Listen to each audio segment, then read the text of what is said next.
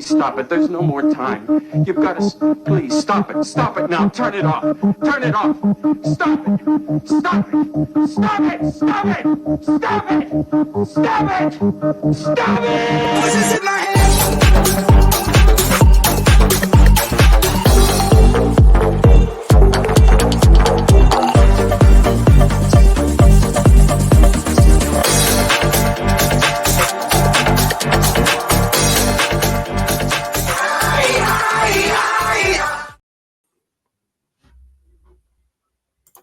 Helps if I take that away. Hello. Hello. Welcome to Voices with the You Run podcast. It is spooky season. My name is Scott. I'm Angel. And today we are discussing Halloween 3, Season of the Witch. And I'm saying it now, the best movie in the Halloween franchise. Yes, totally agree. If you are a Michael Myers only fan, you will not like this episode because this ain't about him. This is about Tom Atkins, who's awesome. That's right. This movie is, I don't even know where to start on how clever and cool this movie is. Yeah. And I said to you, like, I haven't watched this in, it's one of those movies that goes on as background noise. Right. And when I sat down to rewatch it and sort of rewatch through it properly, I had this moment at the beginning where I was like, I might not like this as much as I think I do. And then we get 10 minutes into Tom Atkins being drunk Tom Atkins. And I was like, this is awesome. Yeah, this is a go-to every year for me. I watch it every year around Halloween. It's one of my favorite Halloween movies. It's season-wise and franchise-wise. So I never get tired of talking about this one. I feel like it took people a while to get on this bandwagon though. Like I feel like it was hated for so long because it wasn't Michael Myers. And then just in the last, maybe 5 to 10 years, people are finally starting to be like, oh wait, this is good. But I would just like to go on record and say I've always felt that way. So I didn't follow the trend. As of high. Let's start with a score for this. I'm going to kick it off. This is a 5 out of 5. It's a perfect movie. Yeah, same. I almost said 10. I forgot you do out of 5. Yes, 5 out of 5. I totally agree. I don't have a single complaint about this movie. Not one. No. Let's talk some favorite scenes. This could be extensive. I've got to say, like, one of the things I love in this is how much of a bad guy Tom Atkins is. He's not great. Yes. He's a married guy, and then like sleazy. He's so sleazy. He's like slapping the ass of the nurse he works with. He's flirting with like the woman who works alongside him. And then he meets a girl half his age who's got some serious daddy issues because her dad has died, and he sleeps with her as well. And also, I need to say it, the unnecessarily long sex sort of scene when they first have, and he pulls her top down, and then he spends like 5 minutes with his face. And I imagine, like, for the actor and actress, that was probably quite a funny moment because he wasn't actually doing anything. He just sort of had his head nestled there, right? Like all of those scenes, I think, completely encapsulate how much of a douchebag this character is. Yeah. I mean, because essentially this younger woman is the reason he like leaves his kids behind to like go on this thing that literally has nothing to do with him. Literally nothing. Like he could just go on about his day, and he's like, you know what sounds good? Abandoning all my responsibilities and following this woman to figure this shit out or whatever. He even grabs a 6-pack of beer. You see him grab a 6-pack, gets in the car. It's like, you're the worst person ever. Concept for this movie is, I wonder so often, like the original Halloween movies were going to be an anthology, very much in the same vein as like the Twilight Zone. Had this been Halloween 2, I'd be really interested to see where the Halloween franchise would have gone. I think we'd still be getting new ones, new stories. because there's a lot to be done with it. I mean, and I think the thing that makes this so great, though, and I always make this argument against people that aren't super big fans, is that this is really a movie about, other than the witch side of it, but this is all like very much what Halloween is. It's a movie about consumerism, like from the mask to all of these things built up around Halloween to these parents going bananas trying to get their kids these things that they want to have, and just sort of like all of those things. It's just very, very based in like, this is what Halloween really is for the modern day celebrator, right? Like obviously Halloween means something very different to pagans and to people, who practice the belief systems around what this was originally from. But from a modern perspective, it's a consumer holiday. And we say like July 5th is when spooky season starts, because July 4th is the last consumer holiday before Halloween. And it's just, I love that about this, because it's such a dark, funny way to talk about that. And it's something that I didn't appreciate about it, this film specifically, until I was a little bit older. Yeah. And like there's a couple of bits in this where we get shots of the original Halloween movie. So we get an advert for the original Halloween movie. Yes. And then we get the Silver Shamrock advert, which we'll talk about in a minute. But also Tom Atkins shows his true love of the original Halloween. And this is a John Carpenter movie. Yeah. He uses the original Halloween to torture the character. He locks him in a room and puts on the original Halloween. And Tom Atkins agrees with me. It's fucking boring. So he kicks the TV over. It's so great. This is very like, kind of meta for a Halloween movie. Like it's very like kind of stepping outside of itself, but it's super funny like this. And it's fun. It's like, there's moments in this that are pretty high, that are kind of high in anxiety. There's some stressful things that happen, things you're trying to figure out when it's a first watch, but ultimately like it does have a lot of humor in it, really.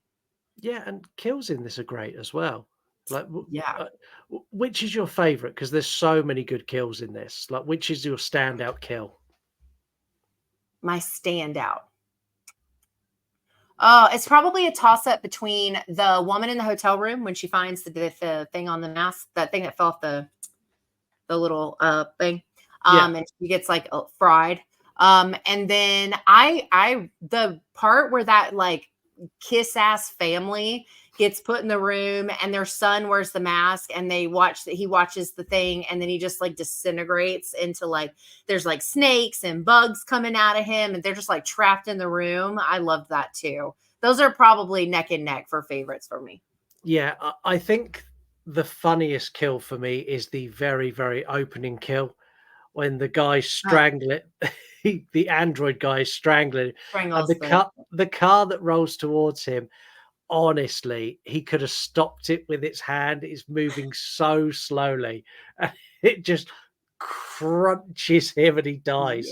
Yeah. It's so ridiculous. But the one that I go, wow, that's really good, is when Tom Atkins just like punches through the guy. Oh yeah, that's a good one too. And then like comes out with like loads of wires, with like, all that stuff on. Yeah. What's this? Yeah. Like, the realization of like, oh shit. Yeah, and I'm not keen on the masks. I'm not going to lie. I think they could have done better mask designs than what they've done. Oh, like because they're so simple? I get it that they're cheap, nasty masks. That's what they're meant to be. That's the point, right? That they really are cheap, nasty masks. Yeah, but now they're iconic.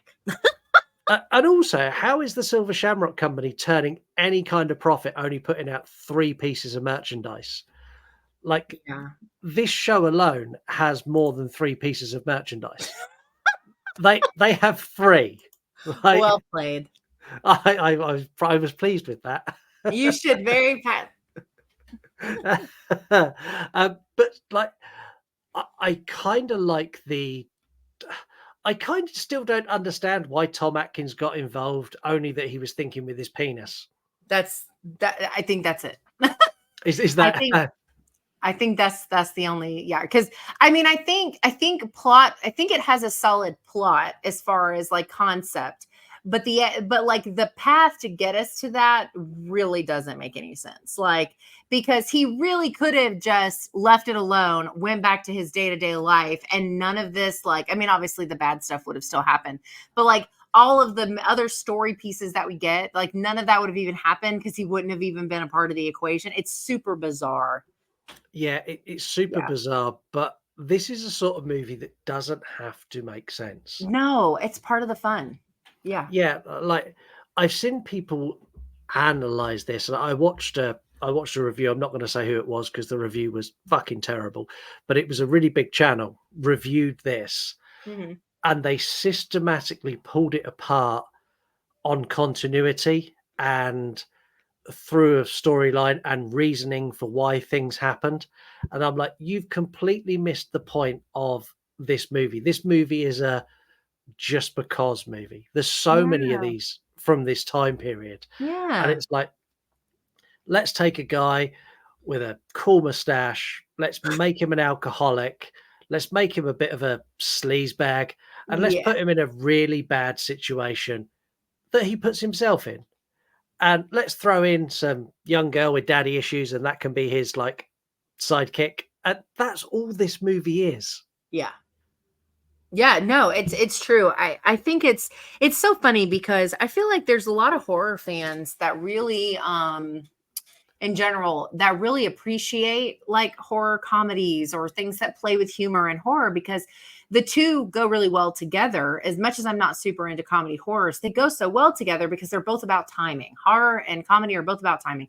So they play very well together. And this is a great example of that. And it's so funny to me that people in the community are always rooting for comedy horrors and then try to make this make sense. It's like, I'm confused because I don't think it needs to make sense. It has an essential, it has like a main plot point, and then the rest of it is just like chaos and consumerism, and it's fine. Like it's a fun movie to watch. It's very seasonal. Like it's no different than watching like Halloween or Trick or Treat, where you feel like you're in the season when you watch this. Like it's so great at that.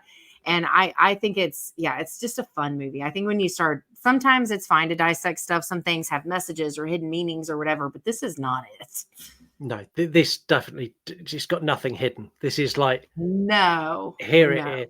It's black and white. Yeah. You say this is a really seasonal movie, but it really is. Like if you look at like the scenes you get, especially when they kind of do this montage of everyone having the masks and kind of trying. Oh, like that's one of my favorite parts. And you see all the kids getting ready and like all of it's so good. Yeah, it's literally like that. Like Halloween as an adult is very different to what it was as a child. True. And this really captures that child excitement of like putting the mask on and getting the costume on. And these masks are all shit. But every single child in every single scene has accessorized with a cape, or they've added a hat. They've added to it, which is what we used to do when we were younger. You had to do that. Yeah. Yeah, like now we've got masks like this one behind me here, like that, like the best of best masks that you can wear that you look so much like the person. Yeah. But when we were kids, that wasn't a thing. No, it wasn't. And I feel like the people that are like my age, I feel like are the last ones that got a Halloween like this, because what Halloween is like now, like when I take my son trick-or-treating, it's not like this. Like it's not this big event like it was. Like sometimes you go through neighborhoods and you're like, God, there's not a single person that decorated. There's not a single person with their light on. There's not a single person outside doing candy. It's like, yeah, it's a dumb holiday, but it's still supposed to be festive and fun. And it's lost so much of that in the last, like, I don't know, how old am I? Like since I was a kid, like it's just not like that anymore. Like I remember, okay, so I was a vampire for Halloween one year and we used hairspray, regular makeup, $2 fangs, and a trash bag for my cape. And that was my costume for Halloween.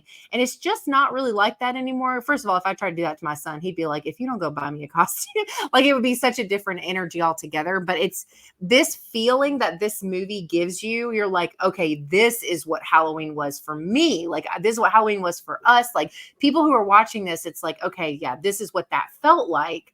Because it's not like that anymore. It's completely different. No, so like in the UK, Halloween is never been as big as it is in the States. There's in the never been States. whole neighborhoods that do themselves up. And I've been, Yeah. since the age of 18, every year we have a Halloween party. Yeah. And I go all out. Like Yeah. the whole of the downstairs is fully decked out for the party. But I do the front lawn. We've got quite a long front lawn. I do the whole front Oh, lawn.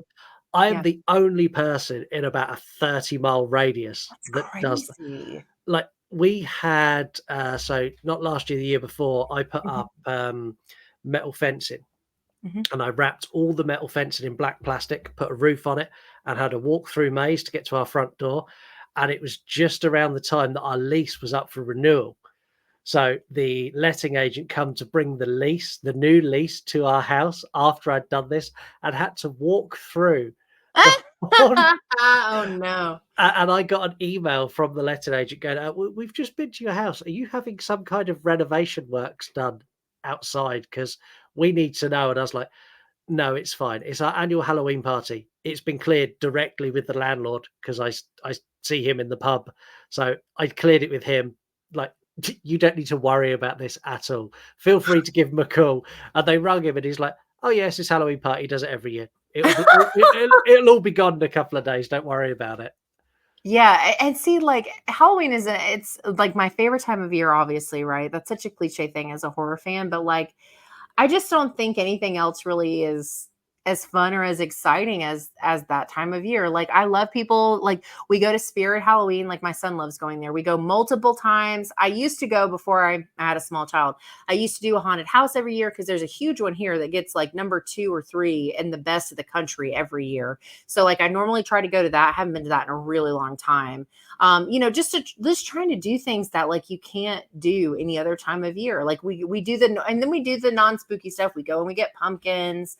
This past year, my partner and I took the kids to this thing that had like a tractor that took you down to do s'mores and it had animals and a corn maze and you got your pumpkins on the way out and like the whole, and that Yeah. stuff's super fun too. It's like a super fun family thing. At least it always has been for me.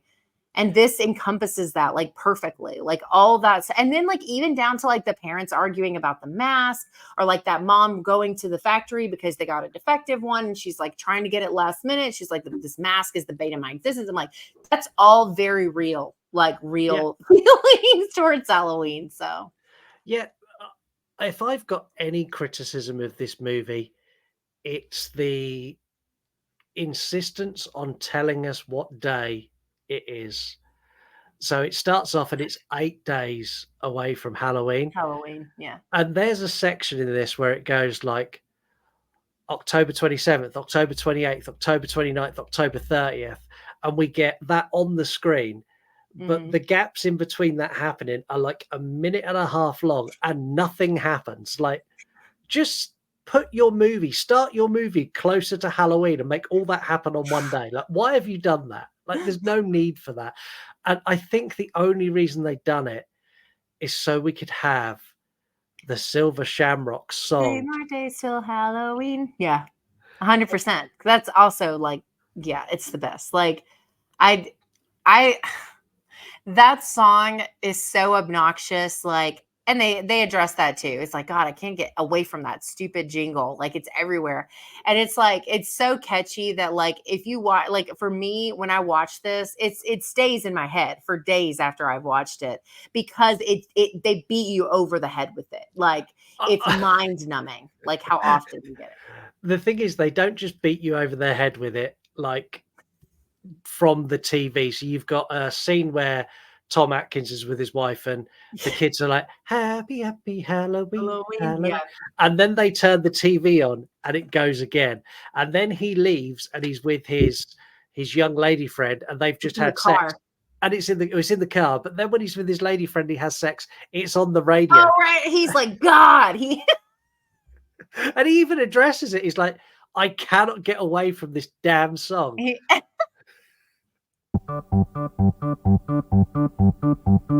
Happy, happy Halloween, Halloween, Halloween. Happy, happy Halloween, Silver Shamrock. Happy, happy Halloween, Halloween, Halloween. Happy, happy Halloween, Silver Shamrock. It's great though. Like every year on Halloween, I release the reel. It's the same reel every single year, saved in my phone, and all it is the Silver Shamrock TV advert. Happy, happy Halloween, Halloween, and all I get is hateful comments, and it makes me smile. It's what is that? It's a Halloween tradition for me now that just makes me happy.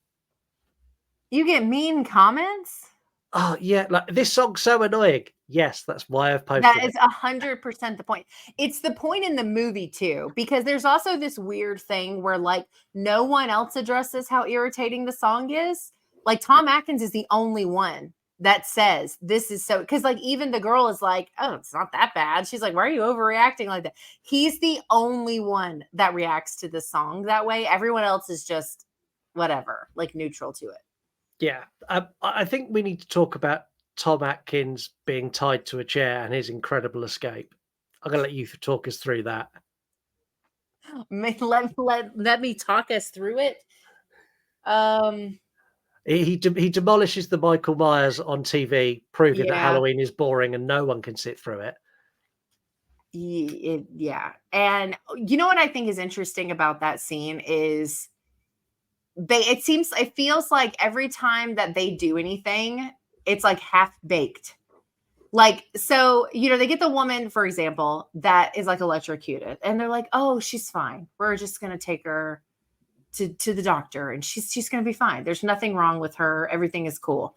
And then like, you've got the family and it's like, so the kid wore the mask and that happened. But then what are you going to do with the parents? Like they're just trapped in a room with non-scary snakes. Like, so anyway, so when you get to that part and he's tied the way that he is to the chair, it's kind of like they sort of wanted to keep him there, but then they gave him plenty of room to like get out anyway. Yeah, and an air vent that is so big. It's massive, right? Like it's massive. And then when he gets out, because obviously he has to get out because we have to get like the final piece of the story, which we don't get until, the very last few sequences. And yeah, it's huge. Like it's not like real air vents. I couldn't fit through no air vent. My toddler couldn't. He's not toddler anymore. My big kid couldn't fit through air vents. Really, most of them. Like as a 6-year-old, he would still get stuck. So, but yes, it's abnormally. The TV thing didn't work. That was an easy thing to get rid of. The binds in the chair were easy to get out of. This massive vent that I mean, yeah, it's like they didn't care if he got out. It's like they know that he had to be able to get out, or we couldn't get the rest of the story. So, yeah, and like, how do you feel about the ending to this? Oh my God, it's one of my favorite horror movie endings of all time. Yeah, I like the end to this. I think and it's one of those things. It's like, okay, the witch storyline is supposed to be like the reason they're doing this. They're doing this because it's the time they have to do it to blah, blah, blah, to get their power and their money and whatever. Yeah. Fine. That's what white men do in the States. Anyway, so it's fine. So it was like, but then like, it's funny to me because that's the whole reason. But that scene is what, like 4 minutes long? It's not even that long. And then it skips to him. He gets out, and he's like, the thing is playing on the TV. Everybody's like waiting on their big surprise from the Silver Shamrock Company. And he's like screaming on the phone. Yeah. And it just the way like ending it. First of all, I really like bleak endings in movies where like you just went through all that shit and you still did nothing. Like you still did nothing. Your children, everybody's children's, and these families, and everybody's gonna be watching this shit, and you did nothing to stop it. Literally nothing. And so I love that about this. And I think him screaming on the phone. But then there's that second, right, where he looks at the camera, and you're just like.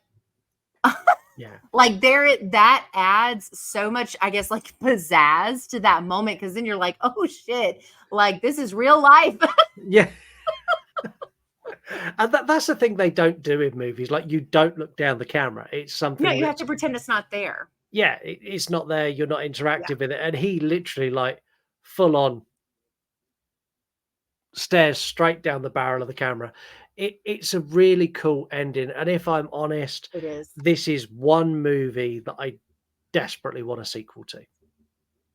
Yeah. See what happens after? Yeah. Like what happened after? Did all the kids' heads melt? Did everyone die? Was Tom Atkins the only person left?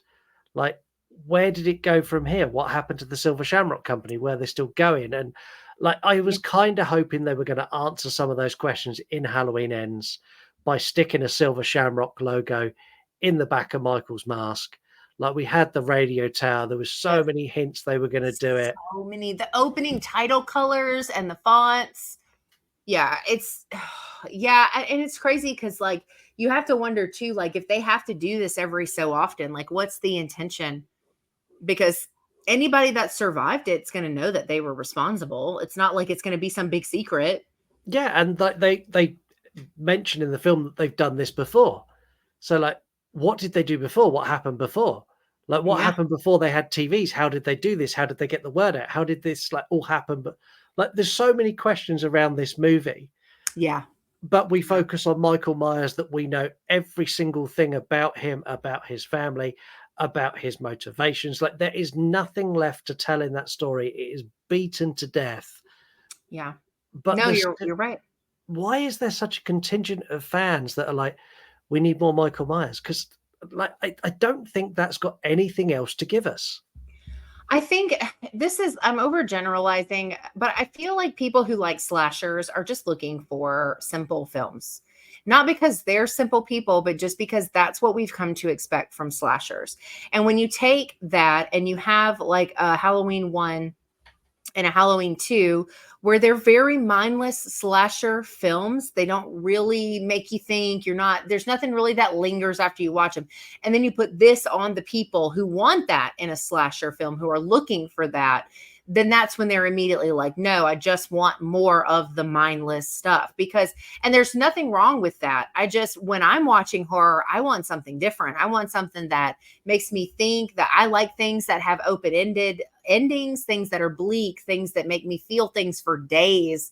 Like there's so many films that I've seen that days after I could not stop thinking about them. And this was one of those films. I've never felt that way about one of those cut of the mill like slasher films. They don't stick for me.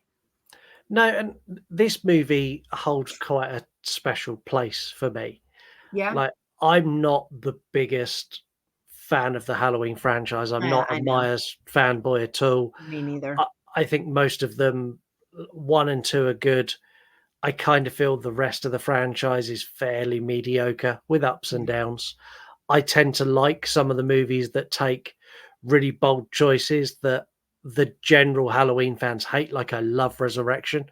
I think Mhm. Resurrection's brilliant. I quite enjoyed Halloween's Kills and 2018, and I took quite a bit of enjoyment from Halloween Ends. Mhm. But this one stands out above all of them because it's not focused on a single baddie. It's not focused on Yeah. a single villain. This has, like, you've got all the androids, you've got all of the kids in the mask that are potentially bad. Like, you've got like they take elements very much like Friday the 13th with like, there's like Crazy Ralph style characters in this, like the homeless guys like Crazy Ralph, and all of that coming together and making your main hero a bad, sleazy, scumbag, alcoholic of a guy, and doing it in a way that you root for that character, I think Yeah. is just genius. Absolute genius.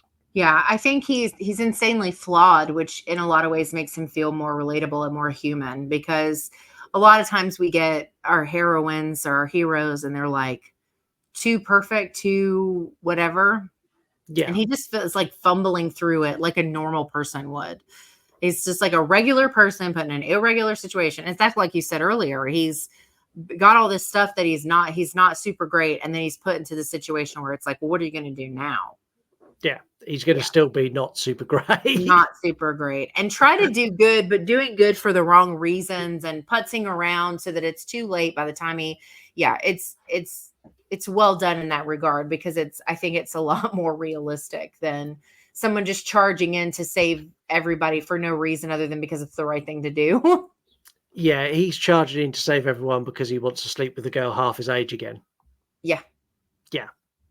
Yeah, no, it's true. Bad man. I think that kind of brings Halloween 3 Season of the Witch, the greatest Halloween movie, to an end. Make sure you like, comment, and subscribe. Make sure you go and follow Angel as well. There's a link to one of Angel's episodes will be on this. When this ends, you'll see it pop up. Just click on it and you can go and watch a video that Angel has done. Also, happy Halloween, because we're not going to be back now until 1st of November. So we'll have missed Yeah. the Halloween bit. So this is our Halloween episode to you. Have a wonderful spooky season. And I guess we'll catch you next time. What are we doing next time? It is Host, which going to be an interesting episode. I've got things to say on Host. You? Yeah, probably same. Yeah. Okay. Right. Well, thanks for watching, and we'll see you all next time. Voices in my head.